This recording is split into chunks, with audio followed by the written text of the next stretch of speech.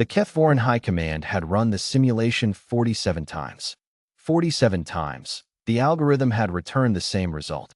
If you wanted to break a civilization quickly, you did not strike at cities first. Cities were hardened.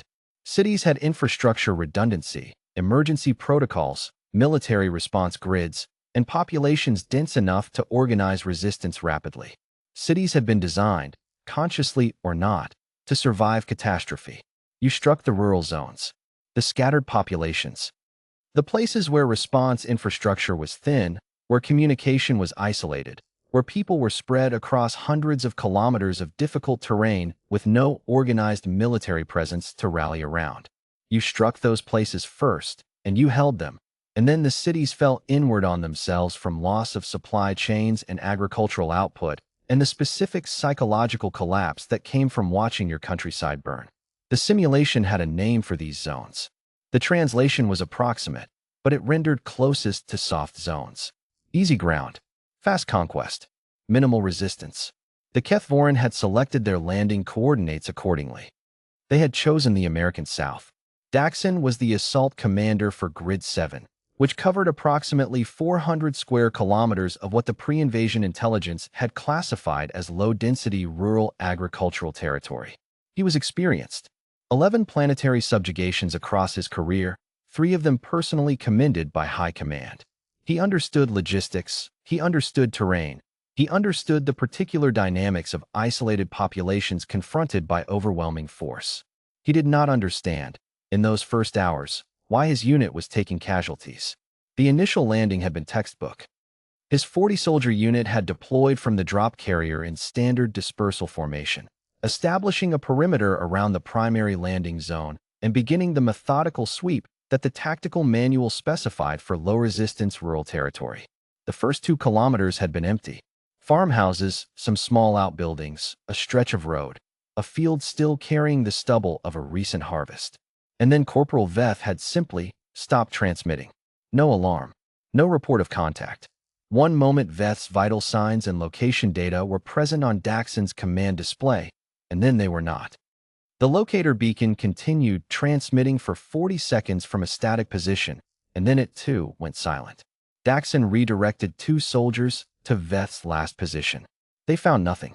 Not the body, not the equipment, not a scorch mark or a disturbance in the soil significant enough to explain an absence.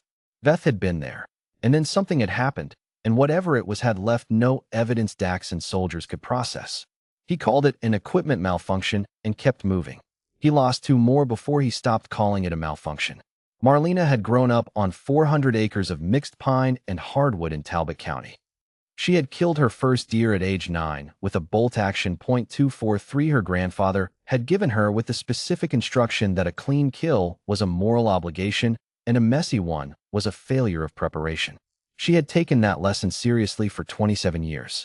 She had been canning tomatoes when the things came down out of the sky. She had watched them through the kitchen window over the sink. The drop carriers, enormous and blue-black against the afternoon, descending in the slow, deliberate way of things that did not expect opposition. She had watched them for about 30 seconds. Then she had turned off the canning burner, wiped her hands on her jeans, and gone to the gun safe. She had called her neighbor Bobby Ray on the way, because Bobby Ray had a scanner and a four-wheeler and a .308. He had built himself from a parts kit over the course of a winter and tested to sub-MOA accuracy at 400 yards, which Marlena had witnessed personally and respected enormously. "You seeing this?" she had asked when he picked up. "Been watching for 10 minutes, Bobby Ray said. Called Earl. Earl called the Hendersons. Hendersons called the Pritchett boys. The Pritchett boys are going to be a problem, Marlena said, because the Pritchett boys had the enthusiasm of people who had been waiting their whole lives for something like this and the impulse control of golden retrievers. Already talked to them. They're on the South Tree line. They're staying put until we know what we got." Marlena had thought about that. Staying put was correct. You did not pursue unknown targets in unknown terrain against unknown capabilities. You found a position, you observed, and you learned what you were dealing with before you committed. "I'll take the ridge," she said. She had taken the ridge.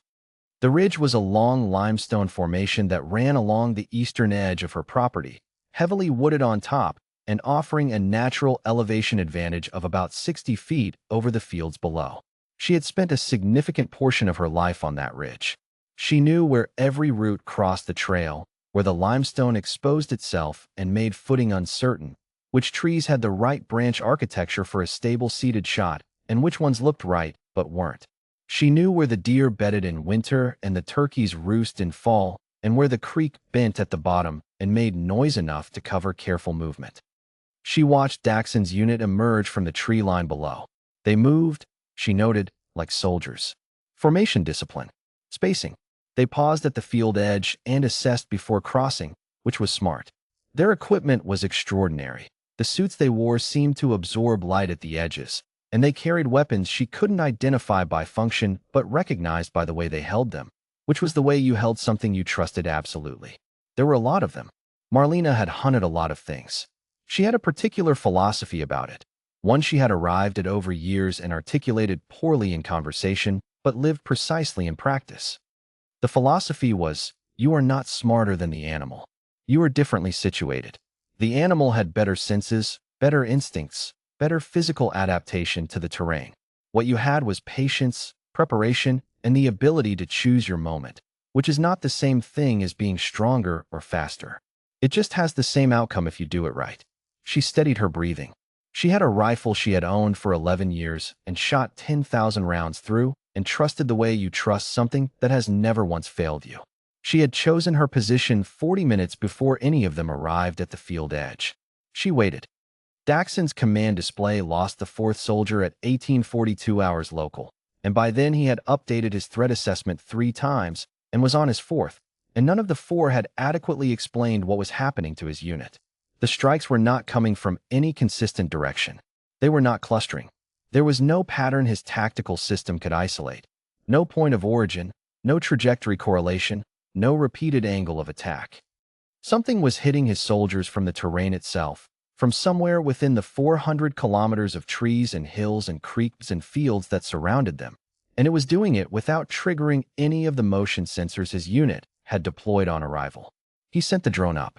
The drone returned 40 seconds of footage and then also stopped transmitting. Daxon contacted High Command. The soft zone, he said, and had to stop because there was no way to finish that sentence that reflected well on the simulation. High Command asked for a status report. He gave it.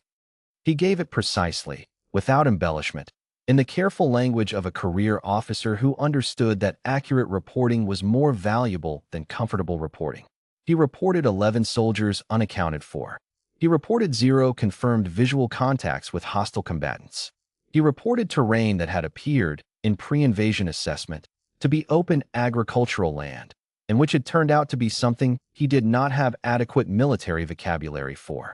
High Command asked what he meant.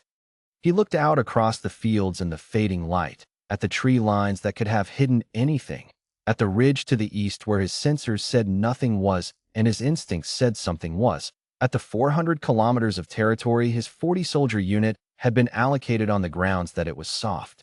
The population here, he said slowly, hunts. A pause from High Command. Specify. For recreation, he said.